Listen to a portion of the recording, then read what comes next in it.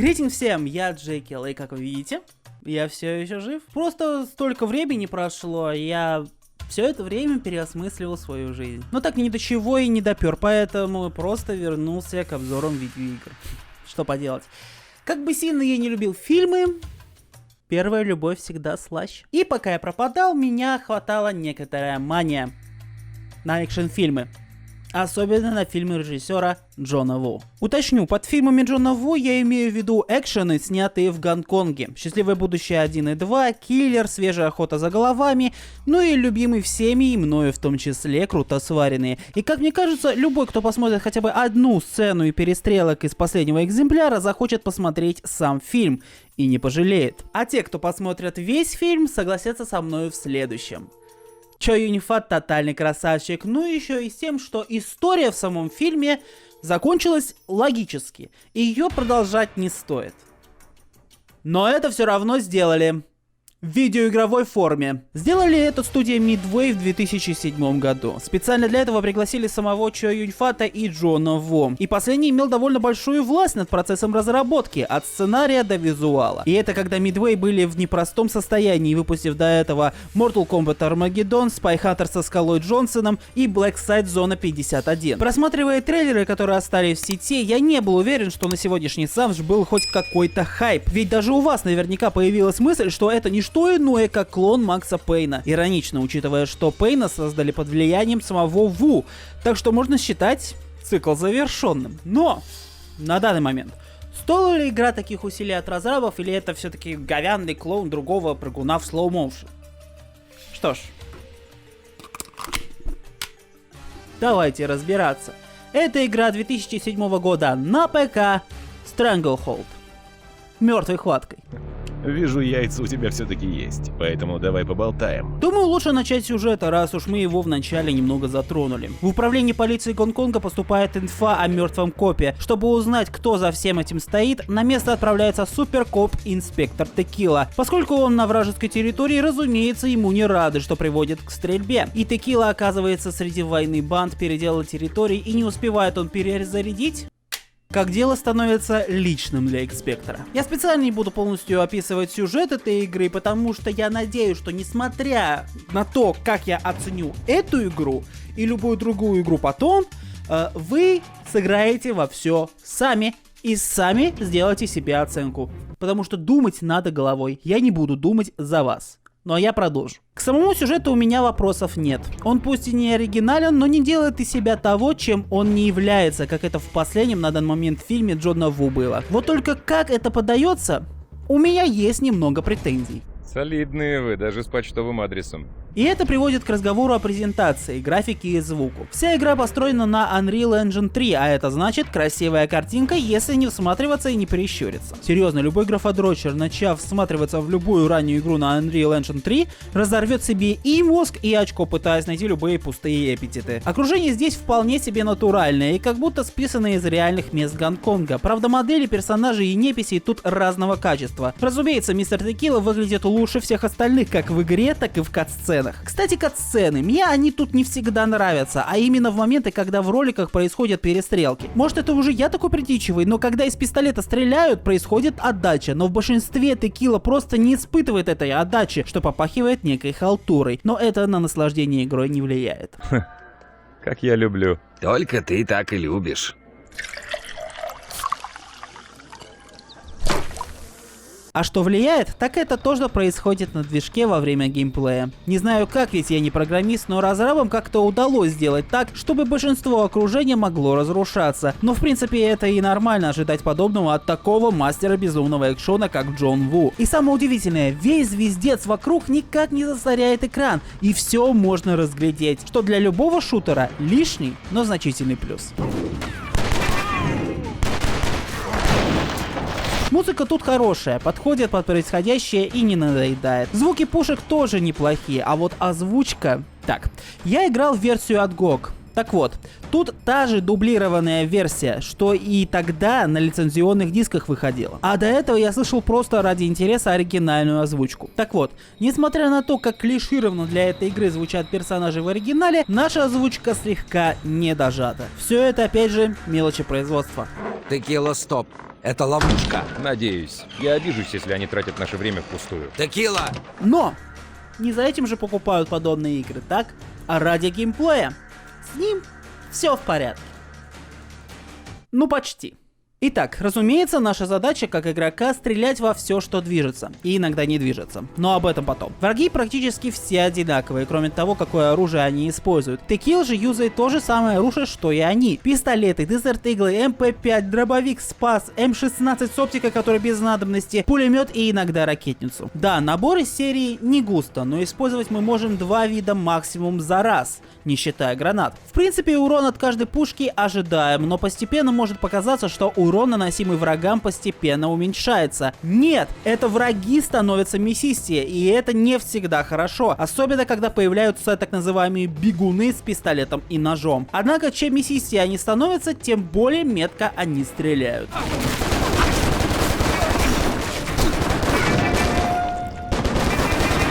Но мы бы не играли за суперкопа, если бы нам не дали некоторые преимущества. Например, использовать разрушаемость уровня в свою пользу. А именно прострелить балку, чтобы что-то свалить и умертвить того, кто находится ниже. Или же расстрелять укрытие, за которым находится противник. Ну или же самому нажать на кнопку, чтобы спрятаться в укрытии и иногда выглядывать, чтобы пострелять. Но будьте внимательны, враги расстреляют ваши укрытия в разы быстрее, чем вы. Суперкоп-то один, а их до хера. Хватит убивать. Я только начал.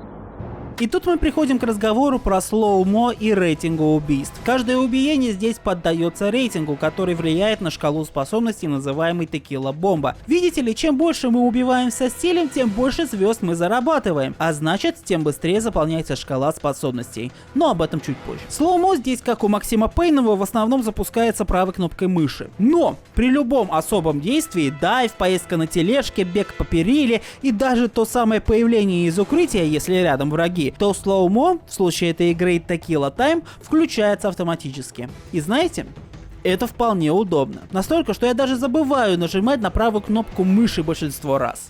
Хорошая вещь. А теперь про те способности. Всего у нас их 4. Первая — простая лечилка. Одно деление вернет некоторое количество здоровья. И поверьте, это спасает в самых жопошных ситуациях. С очень мясистыми противниками в больших количествах. Или же в худших ситуациях в битвах с боссами. Хотя с аптечками тут не щедро, но они все-таки эффективнее будут. Вторая — меткий выстрел. Полезная штука, которая заменяет что-то типа снайперского режима. Что меня удивило, так это не то, что после этого каждый миньон падает замертво. Так это в основном, как эти миньоны реагируют на попадание. Разумеется, самое эффективное — это стрелять в шарики.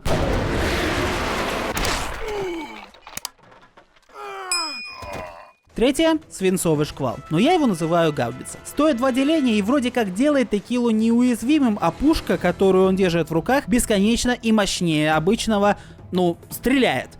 Иначе я никак это не объясню.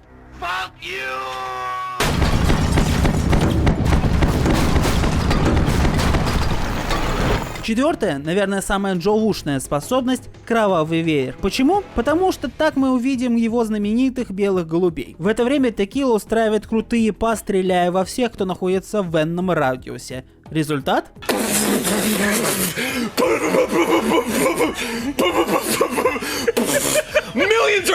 Это, как по мне, самая полезная способность, но не всегда нужная, ибо иногда может казаться, что как раз в определенный момент враги и окружили. Вы включаете веер, а оказалось, что стреляли всего 2 засранца, которым выдали достаточно больные автоматы. Да, они мертвы, но каждый уровень делится на несколько так называемых арен, а значит будут еще засранцы. Не, я ничего не имею против подобного концепта, но если в крутом Сэме это работало прекрасно, здесь это как минимум вызывает вопросы о компетентности разрабов, если предыдущие игры этого не сделали. И в принципе все описанные инструменты работают хорошо и нареканий не вызывают. Но нет ничего идеального. И как бы я не любил эту игру, есть в ней моменты, которые мне как минимум не нравятся. Начнем с довольно крупных и запоминающихся. Иногда на уровне появляются сцены мексиканских дуэлей. Это когда на текилу все целятся, а ему, то есть нам, игроку, нужно уворачиваться от пули, стрелять во всех, на кого покажет камера. Поначалу это не так сильно и надоедало, но постепенно мозг начинает понимать, что такая функция происходит на каждом, мать его, уровне, и это вызывает раздражение.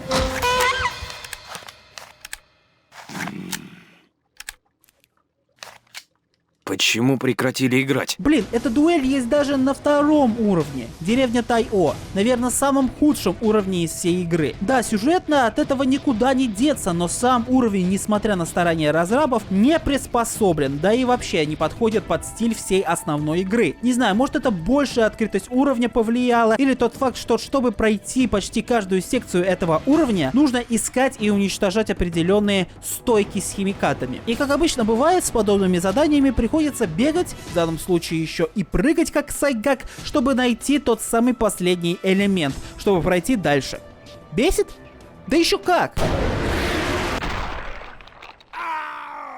Кстати, про прыгать. Выше я упоминал о разных трюках, которые надо выполнять, чтобы получить больший балл за убийство. Так вот, чтобы выполнить хотя бы один из них, к примеру, забраться на перилу или прыгнуть к люстре, чтобы повиснуть на ней, нужно, чтобы этот элемент зажегся белым. А это зависит от того, где персонаж стоит. И иногда, когда ты хотел прыгнуть куда-нибудь, но вместо этого текила выполняет простой дайв, становится немного неприятным. Но это можно списать на нет, так как даже такую ситуацию можно развернуть в свою пользу. Так что это не особо сильная придирка. Как и журавлики, которые появляются не так часто, как хотелось бы, а они, как-никак, тоже пополняют шкалу текила-бомбы. Но когда они есть на уровне, они всегда помогают.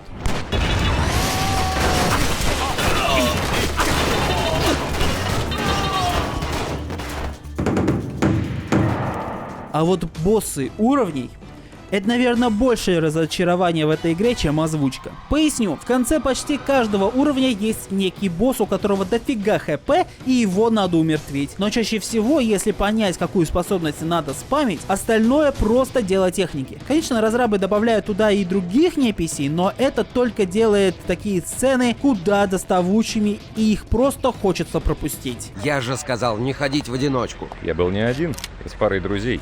И учитывая сказанное, Stranglehold вполне хорошая игра с моментами, которые могут взбесить любого, кто не я. И со всей совестью я рекомендую попробовать эту игру всем, кому нравится Макс Пейн, или даже тот самый Dead to Rights, если кто-то ее помнит. Да даже, наверное, самым хардкорным фанатам фильмов Джона Ву понравится сие творение.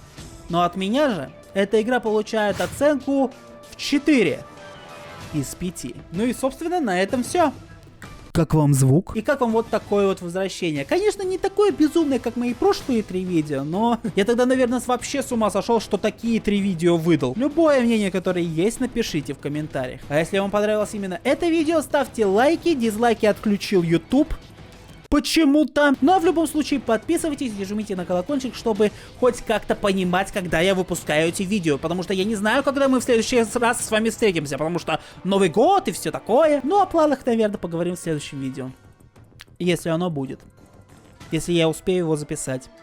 После этого мне на работу надо будет. Но если вы все-таки хотите посмотреть мою последнюю, наверное, самую удачную потугу в кинокиллера, в бэдкомедиана, ностальгирующего критика, как и все остальные, посмотрите видео вот здесь. Спасибо за внимание, меня зовут Джекил.